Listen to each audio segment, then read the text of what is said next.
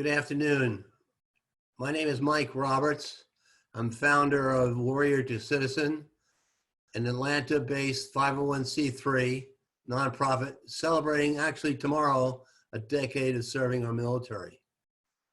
Following my 26 years supporting special forces, special operations, and the intelligence community, I started the journey with Warrior to Citizen with a clear understanding of the personal challenges the warriors face while reintegrating into society. And similarly, the military, first responders and their families experience many of the same challenges.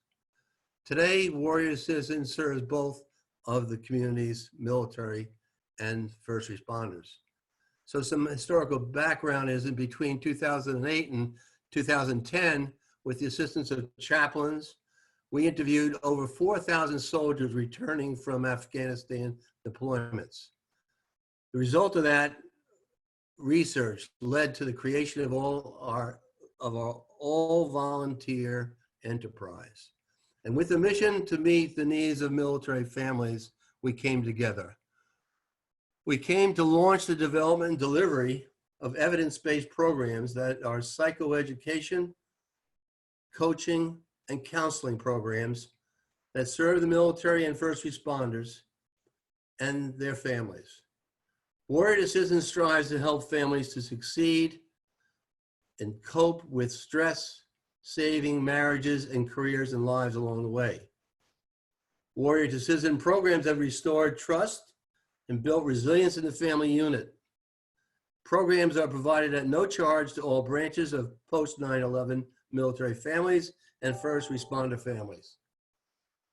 We're privileged to have you share this time today, and your valuable time we won't take for granted.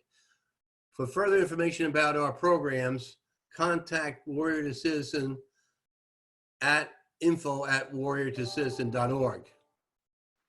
We will get an opportunity later in the program to discuss a little bit about our programs specifically, which are four at the present moment. One, building and maintaining family resilience programs, including a children component, by the way. Secondly, a home life transition program, which is focused on keeping marriages together. The third program is called the Warrior Transition Program, and it's focused on a long-term strategy to treat PTSD and moral injury. You can learn about these programs, which are all evidence-based, that has successfully influenced lives and helped build family resiliency on our website and on our Facebook site. So today, our objective is to share perspectives, answer questions about the challenges of the pandemic at a family level, and provide insight about how you might adjust to this new normal in this unprecedented time frame. Perhaps you may find a sense of control and gain a more positive attitude. We have a great team, and I'd like to introduce today's moderator, Major General Douglas Carver, who is on our board of directors. He's a great friend and former Army Chief of Chaplains. He presently serves as Executive Director at the North American Mission Board, responsible for managing their over 3,500 chaplains. He spent about 25 years, I'm not exactly sure if it's 25 or 26, but it's close to that, caring and serving our needy families and all of our Army families, airmen and soldiers. General Carver, it's so nice to have you here today. Please address the audience. Hey, Mike, thanks so much for that introduction, and good afternoon, everyone, and welcome to today's webinar entitled Strengthening Family Ties Through the Chaos. A special thanks to our panelists, whom I'll introduce in a few moments, and thanks to all of you who are attending today's event. I've asked each of our panelists to take perhaps 5 to 7 minutes to address today's topic, and then we'll provide some question and answers for the panelists as well as from the audience. Just one administrative instruction. First of all, you all should be muted, but hopefully you can see us. If you do have a question for us, at the bottom of your page, we would ask you to look at the box entitled Q&A and go ahead and type your question in there. We'll be watching those and hopefully get to those during this seminar.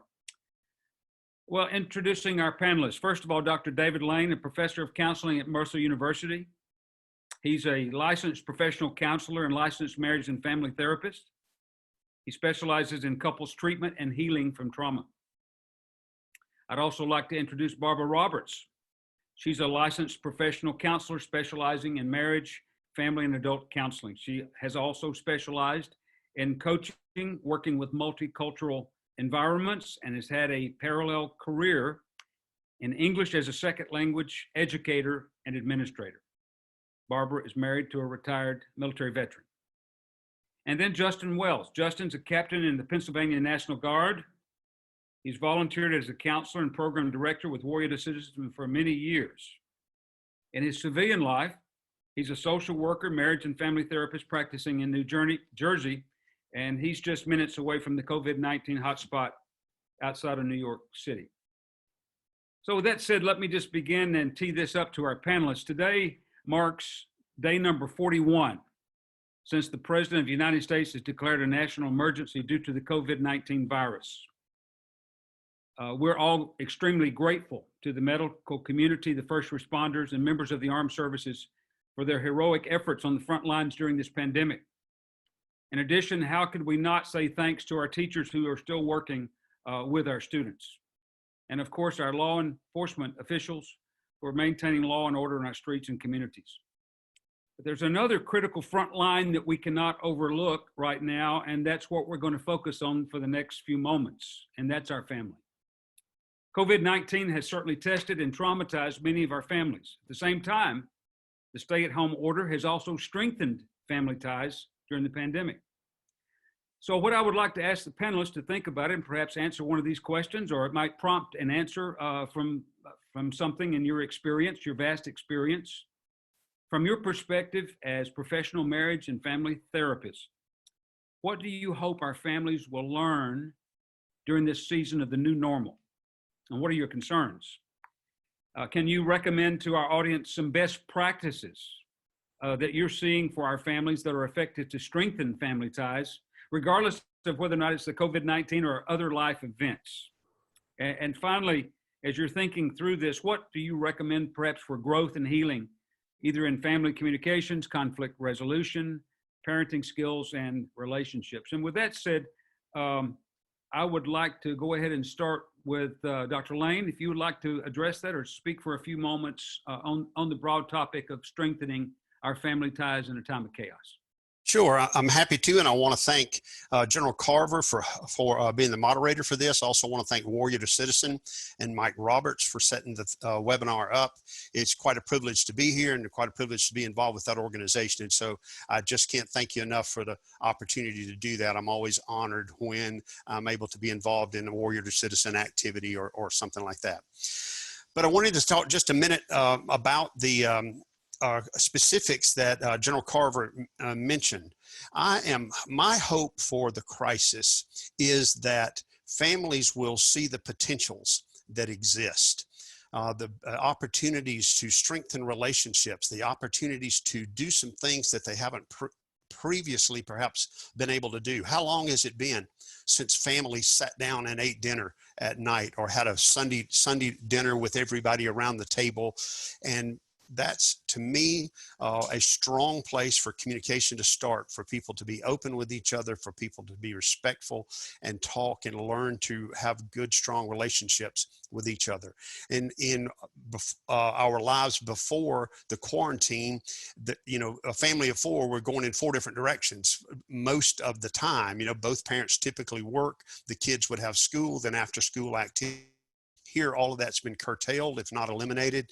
And I hope that they see the potential to kind of get back to what makes families strong, and that's communication, and that's being able to be together and be open. There's one thing that the research says that makes a functional family from a dysfunctional family, families that are successful from families that struggle. And that's the ability to negotiate. If I am able to speak what it is that I want to speak, what I think, what I feel, how I perceive and understand the world, and I'm free to do that without censure or being punished or fear of reprisal, then at least I'm heard. I may not get my way. I may not get what I want. And, you know, I grew up too. I was a kid once and I, you know, frequently didn't get what I wanted. But if you feel heard, then you tend to be have a feeling of respect, and you tend to have a secure feeling about the family.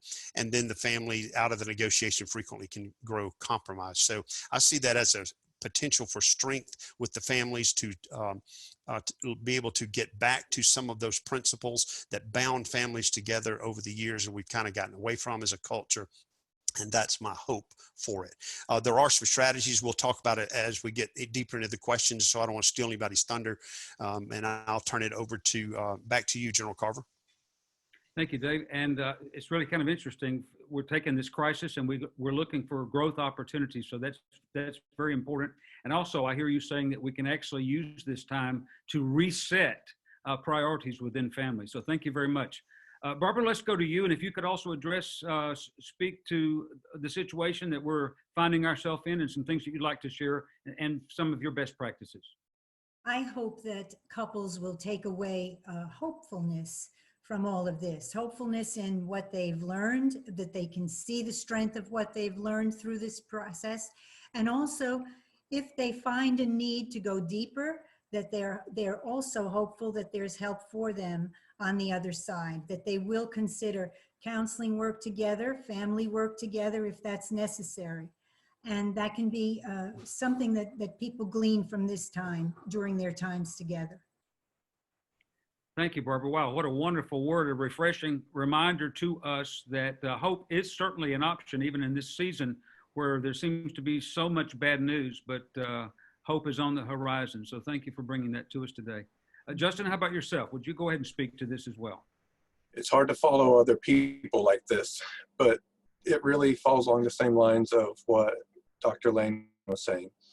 We have in our world so many things that are pre-programmed. We go to work, we go to school, we go to soccer, we go to basketball, we go to volleyball, track, whatever. We're just going. And what this pandemic has offered us is a chance to reset, a chance to actually evaluate what are our priorities, something that before we didn't even realize we had the ability to do. So now, dinner together, as we're already mentioned, we're trying to find things that are binding our family together. And that gives us a chance to reset so that when this pandemic all ends, our priorities, our structures, our programming is now different so that we can put our families first. We can actually focus on what is truly important. Because at the end of the day, whether or not we went to a practice doesn't really matter that much. But at the end of the day, if our family feels supported, if our family feels valued, then we're raising a generation that has the ability to go out and do amazing things and has a chance to hopefully change the way in which our world functions. Thank you, Justin. As you were speaking, I couldn't help but think of, okay, as we get away from our routine, as we get away from our habitual ways each day and try to reset, there's an element of fear there, especially if we haven't paid a lot of attention to these people that are around us. And so we've talked here the past few days about the element of fear, which as we're trying to strengthen families, as we rediscover ourselves and our spouse and our children, it's like that could be fearful as much as the COVID-19 itself, just because we haven't been there in a long time. Barbara, would you like to speak to that one? On this whole concept of fear, of going back to normal or resetting? There's a lot of fear that exists right now in the family, and certainly that will be post-coronavirus. I think the most important thing is to allow expressions of fear, understand that maybe fear is not packaged by someone sitting in a corner biting nails or expressing that fear, that it may come out in different ways, particularly with children in a family, and that children are given an opportunity to speak about those things that are worrisome to them. And they may seem trite to parents, but they're huge for that child. The child needs to be heard, and in different, depending upon the age of that child, there are different ways to talk about those things. Acting it out, playing it out, anything that will help a child to be able to understand better. I think it's also very important that parents acknowledge their own fear, but not in a way that exacerbates that for a child, but rather that allows them to see that this is also a normal feeling that I'm having right now at this time. Thank you, Barbara. Can I David, say a word? Yeah. Please. I think that developing some routines too. I think about first responder. My daughter-in-law is a nurse, and so I know a bunch of nurses, and many of them have developed routines where they come home from work, and in the garage they have a set of clean clothes. They have a washing and a disinfecting station in the garage, and so I think that can help with a lot of fears as well. And you can assure your children, many of them, it would benefit them to see you come home and change clothes and wash your hands thoroughly and your face thoroughly, etc., so that you have this routine of safety, and of course teach them to wash their hands and do the things to stay healthy and sanitary. But that's just something that stimulated in my brain when Barbara was talking about the different methods that could help different families, children in different age. Thanks for letting me jump in. Thanks, Dave. Justin, again, we'll go around the circle again. We have been talking, about fear, fear of even becoming one as a family. So do you want to speak to this whole element of fear? Because it is out there. We need to recognize it. And even as the other two panelists were discussing, I'm reminded even of a scripture, perfect love casts out fear. So you might even be able to think about what does that mean in the context of this whole discussion on fear, please. I wasn't so much thinking of love casts out fear, but I was looking at truth, at knowledge of understanding casts out fear. So if there is an actual fear that's going on, again, as Barbara mentioned, it'll probably be expressed as anything but fear, at least not fear of the actual thing that is the issue. So I'll be worried about other things. I'll be frustrated about other things. And it's only through sitting down and talking with someone that you actually figure out, okay, this is their worry. But when you actually explore fear, when you actually delve into it, what's the best way to get rid of the monster under the bed? You go look under the bed, you go explore, and you say, hey, here's the evidence. Does the evidence match the fear? And so giving people the opportunity through communication, through time together, to just explore what is there actually to be afraid of. In the clients that I work with, when we start a session and they start off with fear, it doesn't take long of us actually going in and diving into what's actually the fear. What are you doing to combat that issue? And every time they leave going, yeah, there's actually nothing to be afraid of. Yeah, I need to respect the things that are going on out there, but if I take certain precautions, then what is there to fear? What else can I do? One of the parts of fear is this idea of vulnerability.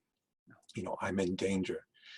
The fun stuff when I look at some of Brene Brown's work is that you have to be vulnerable in order to be courageous.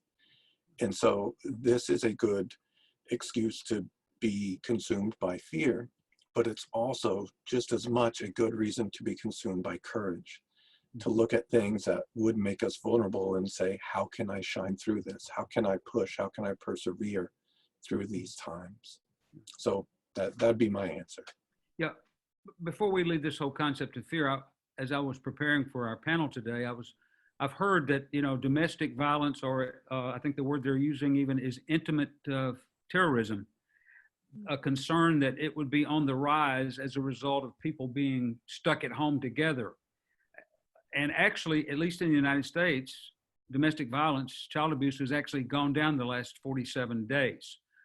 Is that good news or bad news? Because some would suggest that, well, what's happened is that since we're all at home together, the abuser and the abused are together, there's no way for them to actually go out to someone to share their concerns.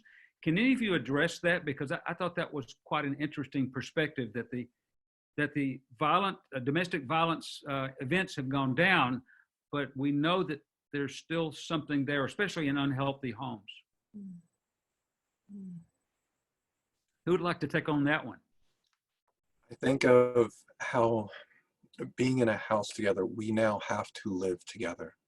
I cannot just go escape and go to my buddies. I can't just go escape and go to the bar. So now I am actually required to look at and say, okay, what am I going to do? Because if I go off, if I let go of my anger in a physical or verbal fashion, there's nowhere for me to go to let steam out, to reset. So again, honestly, I look at so many of the positives that this lockdown that this state has brought us into. With this state now, all of those things that I was pre-programmed to do, I was pre-programmed to just run away after an event occurred.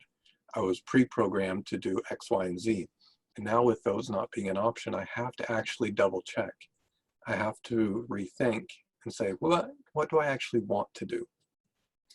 So I don't know if that's the actual reason, but living together with people, you get the opportunity to not run away. And that is a great opportunity for families. Yeah. May I add also, Please. that in some cases, the pace that we were keeping probably increases the anger and the angst that the abuser comes home with, and a little bit of neutralizing that kind of activity maybe has something to speak to, or speaks to, that statistic. Let me move on to one of our major topics, although this one was very important, and this has to do with communication. So let me share just a quick vignette. My wife and I have been married 47 years this year. We were out walking one day, and she turned and looked at me and she said, you know, I'm really glad that we like each other. So I want you to kind of keep that in mind, because how many couples, how many parents, how many children have looked at each other during the last 41 days and said that? It's very refreshing. And so, Justin, I want to start with you. First of all, thank you for your service. You've been with Warrior to Citizen a number of years and part of the Home Life Transition Program dealing with military families in crisis, often as a result of the service member being deployed in combat and coming home with PTS, post-traumatic stress.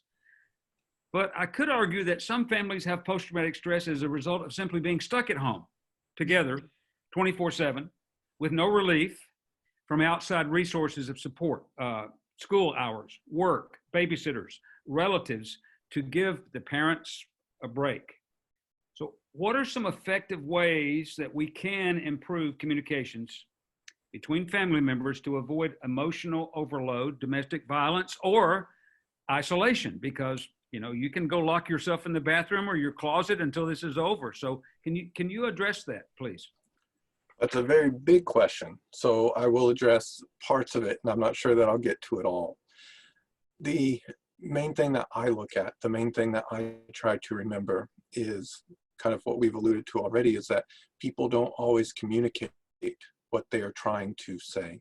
So if there's stress within the household, if there's, let's just say, two people and we're grumpy with each other, then what is the actual reason for that frustration? And I can guarantee you, I have yet to see it not be true, that the reason why every time a couple comes into the office and they say, this is why we're upset, 100% of the time, that's never the issue. It's a symptom of the actual issue. So I look at this as much as someone would anything else. How do I change my perspective to give myself a chance of actually seeing what the real issue is? I think of when a child comes in and says, you know, you don't love me anymore because of, you know, whatever the reason would be. Does a child really mean that they don't love me? No, it means that they're sad. It means that they really wanted something. It means they feel let down. That's the actual issue. And so I actually think that a lot of our training, as far as military first responders, gives us a heads up, because in all situations, we're trained to look at other perspectives, what's actually going on, and not to get that emotional involvement. Yeah.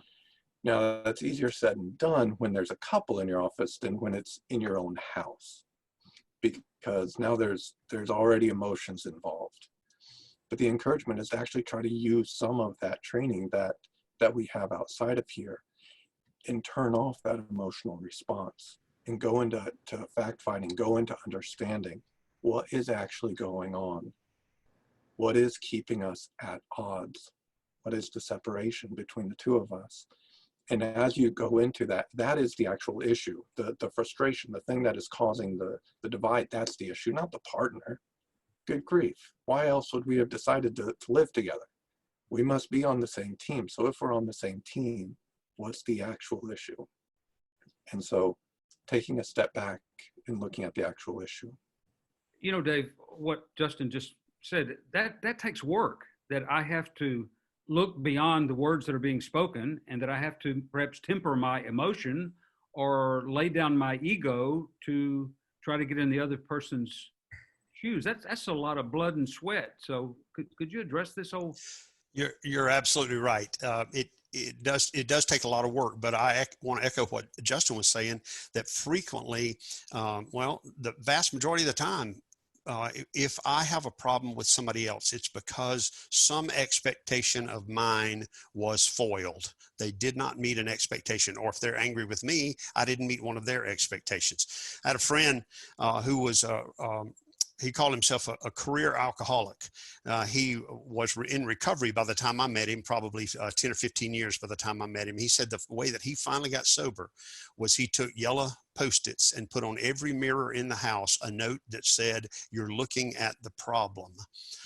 So to find out what's really going on, go look in the mirror and see what's happening when you're having a conflict with somebody. And it's just exactly like you say, though, Doug, it's a very difficult thing to do that kind of introspective work. But we have a great opportunity here, because we're going to keep running up on the same problems in these close proximity with the people that we live with. And it's really, really nice. Like you said, if we like each other to begin with, then it might be a little easier to go look in the mirror and see, how am I contributing to my 50% of what's going on here. And if I can change my expectation or look at my expectation from a different perspective, then perhaps we can minimize the problems. But that falls to me. I can't make my wife do X. My wife cannot make me do Y. What I can do, however, is I can make a different choice, and we can have a different conversation than the one we've been having. You know, what a very small investment with a Post-it, a stack of Post-its to remind yourself, you know, who really is the problem, and yet then open the channel for effective and strong communication. Yeah. Barbara, would you like to follow up on that? Yeah, may I just add one thing to that? You know, where the balance is thrown off a bit by everyone being in the household together all the time. The maybe not always communication, maybe sometimes it's more chatter, but it's a noisy environment. And to do those things that Justin and that Dave just referred to, quiet time is really needed. And there does need to be some balance there, where we figure out, how can we find this quiet time, even with the whole family present and everybody around and all the needs that are needing to be met in this moment. I think that's an important element as well. I certainly agree. And in many respects, although everyone is doing stay at home, I have found myself actually busier over these last 41 days, working longer than a normal eight-hour day, to 10 to 12 hours, actually, before, you know, working in the morning when you wake up until you go to sleep at night. And so that is a great point. And I'm gonna insert something here that I've not heard in all the webinars regarding human interaction and stuff over the last 41 days. And it really is the importance of spirituality, or your religious beliefs and practices. We don't talk about it a lot, but when you mentioned, you know, being still, settling down, centering your your soul. There's something very powerful and spiritual about that. So if one of you would like to address the importance of spirituality, which ultimately has a byproduct of communication with your family. Anyone like to take that one on?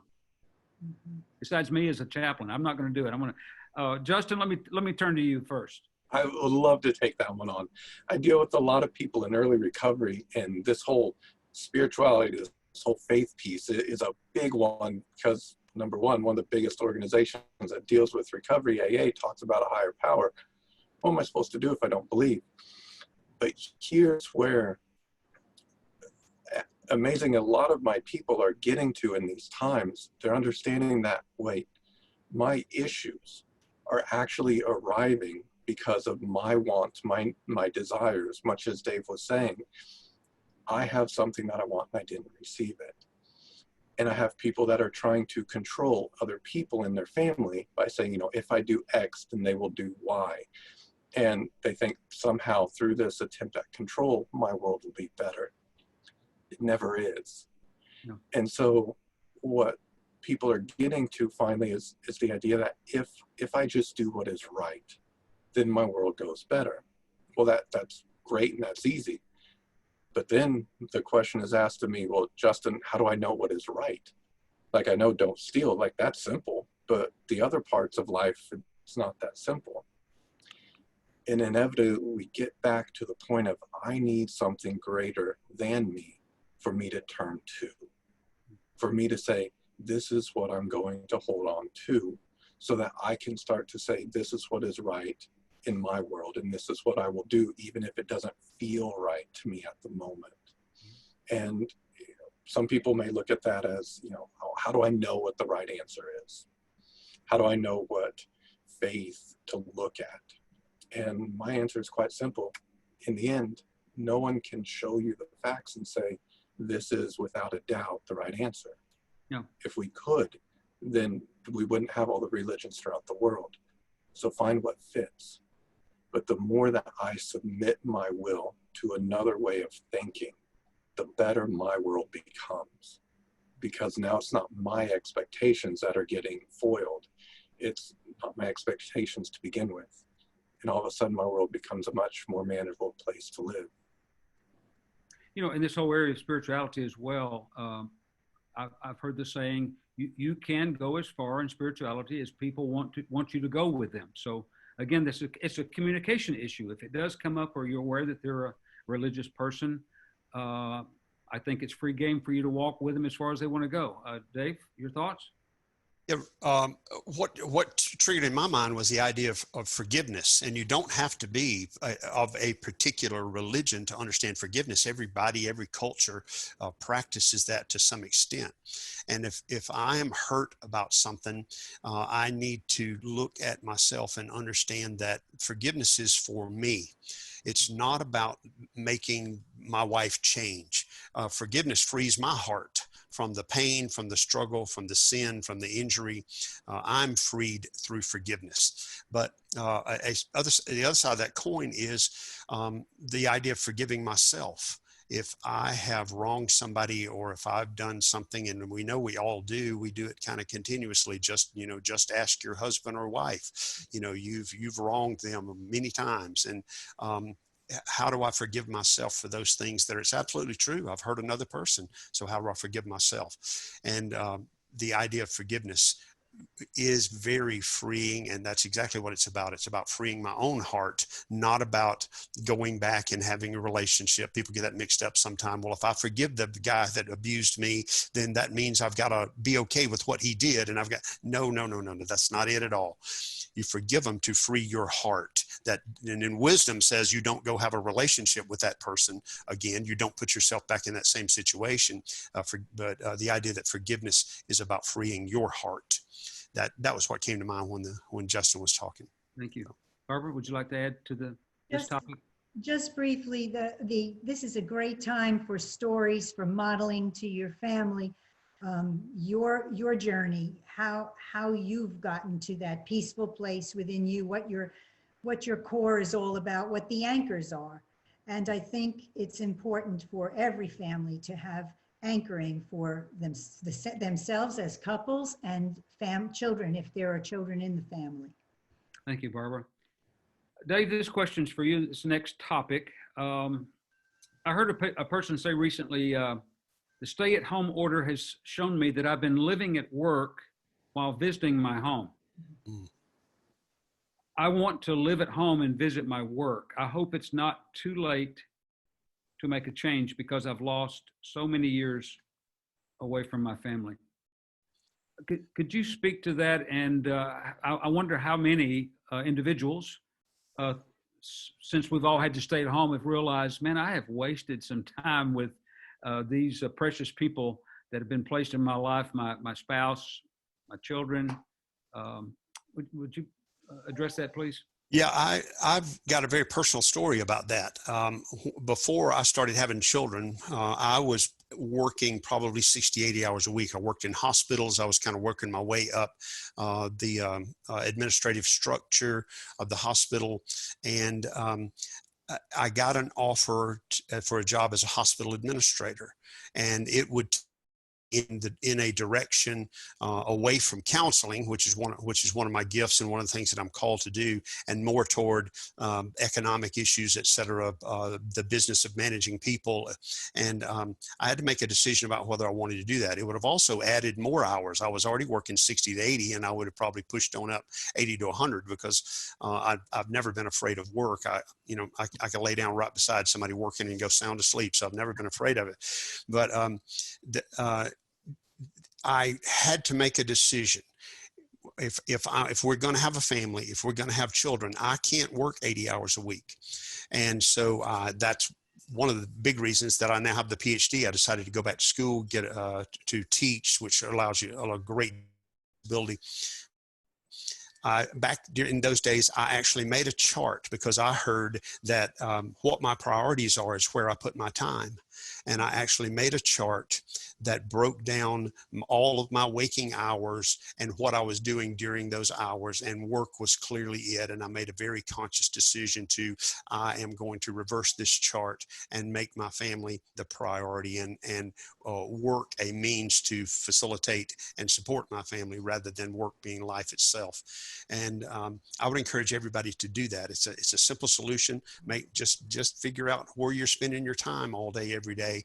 And if it does not match your list of priorities that come out of your mouth, oh, my family's number one, you'll hear people say that. Well, then why are you working 80 hours a week, 100 hours a week, and then playing golf all weekend if your family is your highest priority? Because the hours that you're putting into that far exceed what you're putting into your family. So I'd encourage them to do those simple exercises. List their priorities. Here's what my priorities are. Then list the time that they spend in various activities and see how they match up. And if they don't match up with the priorities, then make some changes.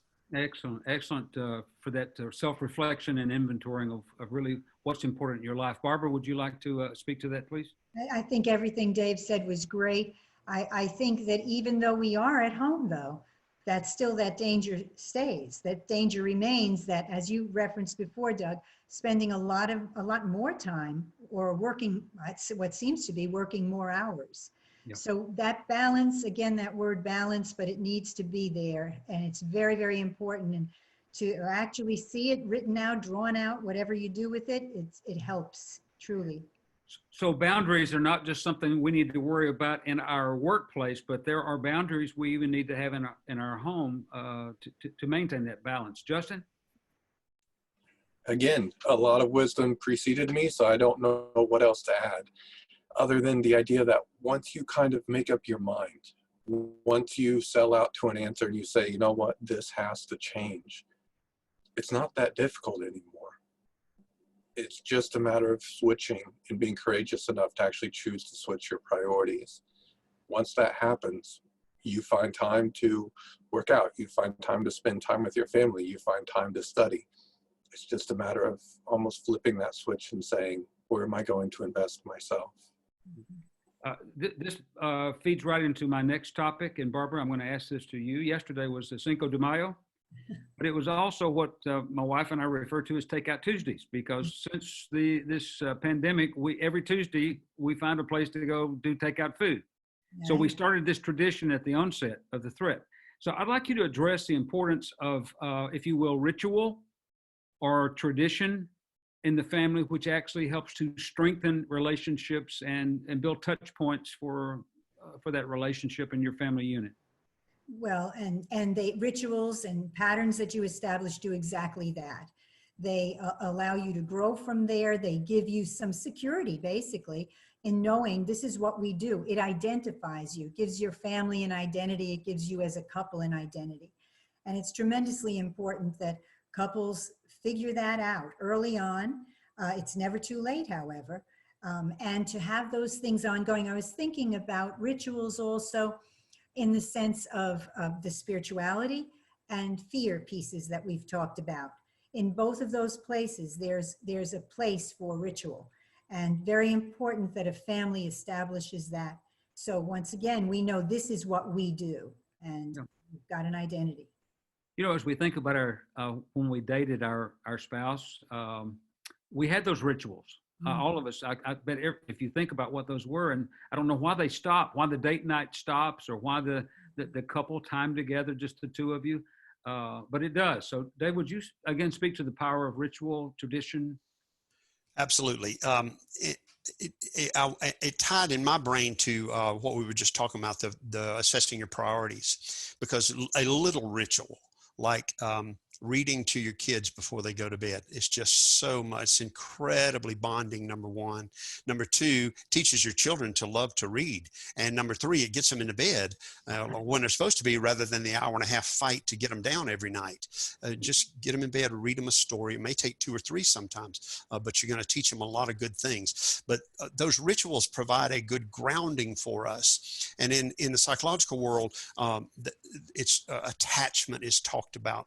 Attachment and bonding, and our attachments are our base from which we launch into the world. And if our base is secure, our attachment is secure, then we launch, and we are typically pretty successful people. We know how to have relationships. We're able to trust other people. If our base is insecure, then we struggle with trust. We struggle in relationships, which are everything. Everything you do is going to be relationship based, and so it causes potential struggle in every direction.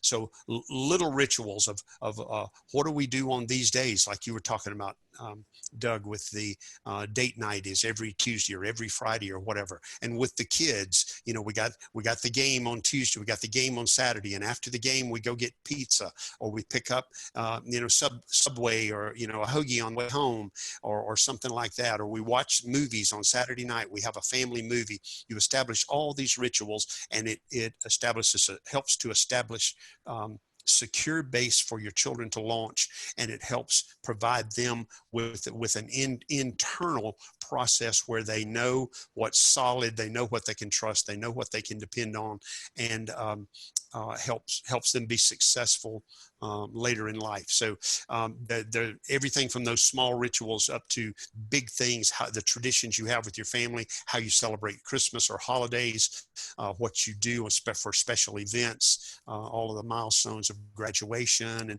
and whatever, baptism, etc. All the rituals and traditions that a family might have, the big ones down to the little small ones. Thank you, Dave. Justin, I know you've spent many iterations of the Home Life Transition Program, and I don't know if y'all have discussed ritual, but would you also like to speak to this important topic of ritual? Would love to. I look at the idea that one of the biggest struggles most Americans faced with COVID-19 was the loss of our rituals, whether it be as simple as going to school and going to work. These rituals, these things that gave our world structure, all of a sudden started to vanish. So if we extrapolate on that, if I'm putting my okayness, if I'm putting my world's rightness on something that is external, something that I cannot control, then my world's going to be chaos. Yeah. But if I start to put my okayness in things that I can control, the rituals that everyone's talking about, then all of a sudden I start to gain more control in my world. And I start to realize that the things that I actually choose to be the rituals, as opposed to things that I feel I have to have as rituals, they mean a lot more. So that evening walk with the family, or that time with the family where so many are going out to walk these days, how much more is that feeding you than your video games? How much more is that feeding you than your social media account? Yeah. So this is giving us a great opportunity to actually reevaluate our rituals, the things that we do as a people, so that hopefully we can then carry that on when this all ends. Thank you, Justin. We're starting to get a lot of questions in, so I'm going to probably just ask each of you individual questions here until we stop here in a few moments. So Dave, let me start with you, and this has to do with the new normal from the virus. We talked about this recently. People find themselves reflecting on all that we've gone through as a family, personally, as a nation in the last 41 days. And could you talk about the importance, it's very similar to ritual, but the importance of remembering, spending times remembering, which strengthens family relationships. And you gave a beautiful illustration from a movie recently. So if you would talk about that. What movie was that? Do you remember? You were talking about Mr. Rogers. Oh yeah, that's thank you. I've turned that corner in my life, Doug. You know, so I'm over 50 now, Okay. Way over 50. So anyway, thank you for queuing that back up. Yeah, there's a beautiful scene in the Mr. Rogers movie, and I don't know how many of you guys who are participants have seen that movie, but he and the reporter are at a Chinese restaurant, and the reporter has been kind of angry, and Mr. Rogers says, let's just take a moment and reflect on all the people that have loved us into being who we are. And it was just such an incredible moment, because the truth is everybody you come in contact with in any significant way has an influence in your life. Some of that time, sometimes that is negative. Sometimes those harsh experience, but I can remember learning a great deal from some very difficult circumstances. It's like you mentally make notes. Okay, when I'm the one making this decision, I'm not going to do that. I learned a lot from watching my older brother. You know, he would mess up and he would get in trouble, and I'd be over there just taking notes. Okay, yeah, you don't say that, you don't do that. And it's important for the whole family to know everybody's life story, for everybody to remember the people and know the importance of the role that those people played in shaping their life and loving them into being who they are. Because if you think of it from another perspective, even the negative experience, that's potential for some love in there, because anything that helps me, anything that teaches me, anything that causes me to grow is actually an expression of love. Mm-hmm. And I can learn from those difficult circumstances. I can learn from those hurts. I can learn from that adversity. How do I learn to be patient? How do I learn to develop autonomy? It's by encountering some difficulty. I see parents all the time sparing their kids from difficulty, trying to solve the problems for them. No, life is a steady succession of problems. Let them struggle a bit. Now I'm going to stand over here and make sure nobody dies in the process, hopefully, but I'm going to let them struggle, because that's where I learn how to problem solve. And so the reflection on what made me, what are the forces that contributed to who I am, is an important lesson for families to keep alive and pass down and process with everybody concerned. Thank you, Dave. We've got about 5 minutes, so I'm going to have to move here. I think this is a very important question, and Barbara, I'm going to start with you. It regards with the mental health issues that we know are going to take place kind of in the post-COVID-19 immediate trauma, and the economic stress, and the stress of losing your job, and the stress of change and quarantine and shutdown. It seems that we're hearing of suicidal ideations, and some acted out suicides even with a medical doctor recently. And so I guess the question that is being asked, when this happens, where can people go for help? Because the churches are closed and people are stuck in their homes. So can you talk about the referral, or how individuals, again, within the family, can cry out for help? If you could speak to that, please. What can they do? Yeah, that's a very difficult situation for sure. Hopefully there's a community around that person of some sort, whether there's someone in the family that pays attention, notices all the things we've talked about so far, paying attention to each other, listening to each other.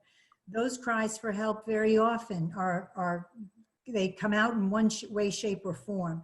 and directing or knowing this is more than I personally can handle as a helper within the family, and finding the help for that right now more than ever. There's teletherapy so available to everyone. People don't have to leave their home, cannot leave their homes.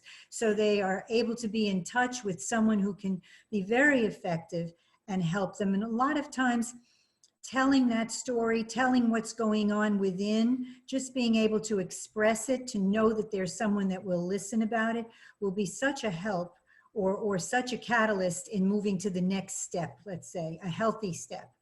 So that's something that really requires vigilance of those around us. And beyond that, seeking the right help and not going beyond our own level of expertise, whatever that may be, within the helping system. Okay. Thank you, Barbara. And I don't know, Justin, if you'd like to speak to this, how do we get the teletherapy, especially if you've not been to a therapist before the quarantine, or you've just moved to Atlanta, Georgia, you don't know anybody, and all of a sudden you've been given a referral, but how does that work? Easiest piece is you just call up. There's so many places out there, Psychology Today, just Googling who's in the neighborhood, but hopefully I would ask people that I know, people that I trust. I'd ask the local church to say, who do you recommend? When you go, the big thing to really have is a connection with the therapist. If we connect, then we can go places. In fact, the research shows that no matter what the therapist's education, no matter what their background, no matter what their style, the most important thing is that you two connect. And if you two connect, then you can go places. So don't get hung up on degrees, on any of the clinician's past. Check their personality out. And that may mean you go once or twice and just get a feel for them. And any good therapist is going to say, hey, if you don't feel comfortable with me, let me find you someone who you do feel comfortable with. But nowadays, everything's telehealth. So you might be asked to install a program on your machine. You may use Zoom. You may use some other platform. You just send pictures of your cards. It's not a hard process. You should be able to get in and start the process within 5 minutes at most. And there's really nothing to worry about other than don't get with someone you don't feel comfortable with. So go once, go twice. Thank you. Thank you very much. David, we've got one last question. I'm going to let you take it. And it has to do, I believe, with this relationship of parents with their kids. So the kids are at home, they're having to do their homework on video. And then of course they have to play Fortnite, and then there's something else. So here the parents, is the internet and all of the electronics, is it a blessing or a curse? The kids are inside, you know where they are, but they won't go outside to play. So child management away from the screen and getting them outside for fresh air. I'll let you kind of handle that, of how you strengthen the kids to be a little holistic mind, body, and soul. Yeah. Well, I think frequently that we have a problem where we want our kids to like us. And so we are reluctant to keep them squared away sometimes, and we want to try to give so that we can get back that they'll like us. And that, to me, that's a bad business. I don't want to be my kid's friend. Now I do, because they're grown, but then, when they were little, I needed to be their parent, and the parent's the one that sets the parameters and sets the limits. On the other hand, I don't believe in overpowering my children. I never believed in overpowering, because I'm, generally the biggest guy in the room. Because y'all can't see me out there, the participants can't see me, but I'm a big guy, and I'm generally the biggest guy in the room. Pretty confident that, in a lot of crowds, I could overpower most of them. And certainly I can take a 6-year-old in an even fight. I'm pretty good at that. But anyway, the idea that overpower children just teaches children how to overpower. When they get bigger, they can overpower. So the best idea that I know of is to always give a choice. You can play Fortnite once you are done with your homework. So doesn't it make sense to get your homework done, your schoolwork done first, and then you can do Fortnite? And when are you going to be outside and getting some sunlight and some fresh air and some exercise? And all of those are choices because you're leaving it up to the child. Turn off that dadgum television and I'm sick of that computer. You know, yeah, that's just overpowering. And you get up in the morning and you say to the child, okay, so what's the routine for today? Or you have a family meeting on Sunday night. Okay, how's the week gonna go? You've all got schoolwork to do. I got work to do, and we're all in here together. How are we going to fit all this together, and how are we going to work it all out? So that then helps negotiation, which I mentioned earlier, and it also helps children choose wisely. If you give choices often enough, and generally one of the choices is a negative something, you can either go back to your schoolwork or lose Fortnite for the rest of the day. And you give them that choice. So it's your choice. I'm not going to fight with you over it. It's your decision. Leave it up to them.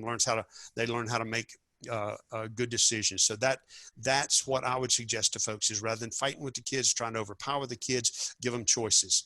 And so, and with one of the sides of the coin always being, you know, something that they don't want to do. They don't want to lose Fortnite. So you can either turn that off and get back on your homework, or I'll unplug the system, take it up, put it in my drawer. But real quick, I want to switch gears to back to the previous question for suicidality. If that does increase the ID in Georgia, and we're in Georgia, I don't know where all the participants are from, but in Georgia, we have the Georgia Crisis and Access Line, commonly called GCAL, G-C-A-L, Georgia Crisis and Access Line. Their phone number is 800-715-4225, and it's a 24-hour, 7-day-a-week, 365 service for crisis and suicide, etc. And they can get you help. And echo what Justin and Barbara said about telemental health. The research says it's equally effective to face-to-face, and so you're not losing anything by having to do it on the computer. But thanks a bunch. I ran over. No, that's fine. Well, Dave, Justin, Barbara, thank you so much for being our panelists, and you're wonderful. You're professional, passionate contribution to our topic today, strengthening family ties through the chaos. And those of you out in the audience for attending today, we have some questions that we haven't even gotten to. We will address those. I'm not sure how we'll get them back to you, but they'll be very important for us to look at for future webinars. Speaking of, a reminder that we will have additional webinars in the near future. We have one scheduled tentatively next week called Finding the Calm in the Storm on May 13th. Stay tuned for more information about this particular webinar as well as programs.